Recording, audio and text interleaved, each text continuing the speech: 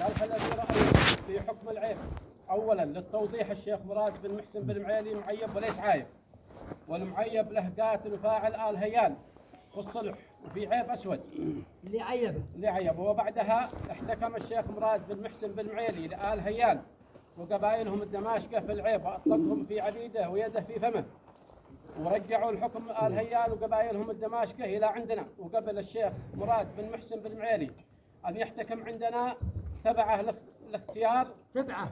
لاختيار آل هيان وقبائلهم الدماشقة.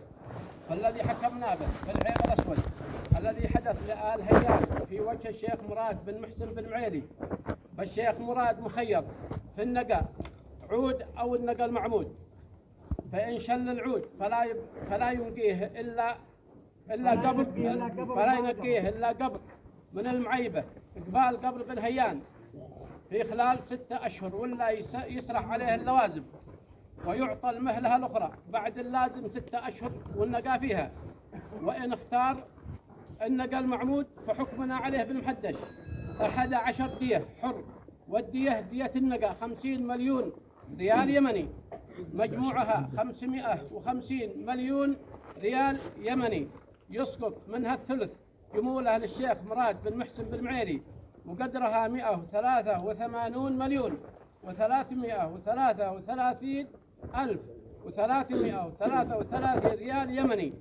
وحكمنا فيما حدث من آل هيان وقبائلهم الدماشقة من مبيت ورمي على ديرة آل معيلي المردة بدون ما ينتظروا الواسطة وراعي الوجه، فما حدث في الديرة من رماية وقتل يسقط الثلث، وقدره 183 مليون و333,333 ريال يمني.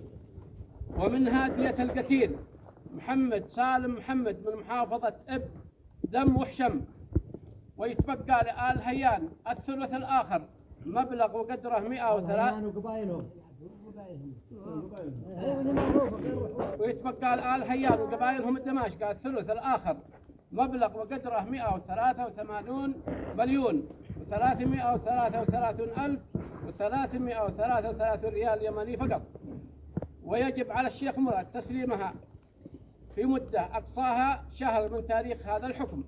وحكمنا بين الطرفين سنة صلح يشمل من شملها الصلح السابق إلا من خرجها الشيخ مراد بن معيلي بأسمائهم من الصلح، وكان الصلح سنة من قبائله من الصلح، وكان الصلح سنة تبدأ من تاريخ تشريف هذا الحكم الله أكبر وتنتهي بغلاق السنة. وكان هذا الصلح يشمل آل راشد بن منيف والدماشقة حسب الصلح السابق إلى وجيه أهل الوجيه السابقة الشيخ صالح بن ناصر بن عوشان على الدماشقة، والشيخ مراد بن محسن بن معيلي على آل راشد بن منيف.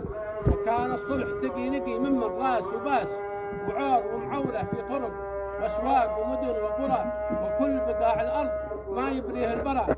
وهذا إلى وجيه ضمناهم تشريفه وتنفيذه الشيخ حسن بن صالح بن سعد على آل راشد بن منيف، والشيخ صالح بن عبد الله بن محمد بن حفرين على الدماشقة، والله الموفق. هذا ما رأيناه الشيخ بن علي الحكيم.